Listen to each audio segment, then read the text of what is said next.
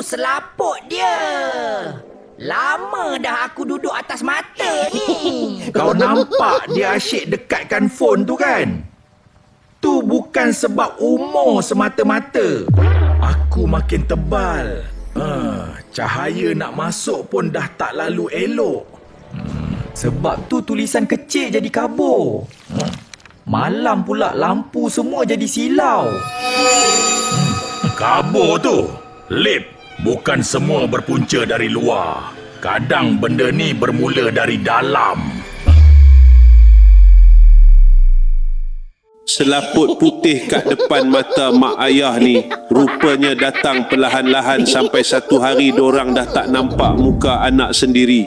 Bukan sebab tak lap cermin mata, bukan sebab kurang tidur, tapi sebab ada benda dalam badan yang dah lama ganggu penglihatan dalam diam. Aku masih ingat lagi hari tu, mak tengah pegang Quran, tapi bibir dia berhenti lama dekat satu ayat. Aku ingat mak penat. Rupanya dia dah tak nampak huruf dengan jelas. Mak senyum kecil sambil cakap, huruf ni dah mula bercampur. Masa tu hati aku terus jatuh. Lepas tu makin hari makin nampak perubahan. Mak jalan pegang dinding. Nak tengok TV pun rapat sangat. Nak cam muka cucu dari jauh pun susah. Paling aku tak tahan bila satu malam aku terdengar mak doa perlahan-lahan lepas solat. Ya Allah, jangan ambil nikmat mata aku sepenuhnya. Aku terus diam. Sebagai anak, siapa sanggup dengar doa macam tu dari mak sendiri?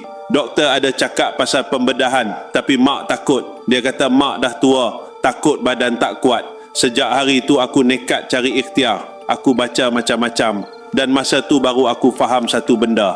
Ramai ingat masalah ni pada mata semata. Padahal bila gula dalam badan tinggi lama sangat, darah tak sihat, radang dalam badan meningkat, saraf dan penglihatan memang cepat terkesan. Sebab tu aku jumpa satu ikhtiar dari dalam kapsul aman. Aku cakap dekat mak, kita cuba pelan-pelan ya mak. Kita ikhtiar dari dalam dulu. Mak makan konsisten, sebiji pagi, sebiji malam. Dan beberapa minggu lepas tu, mak panggil aku dari luar rumah. Dia senyum sambil tunjuk pokok depan rumah.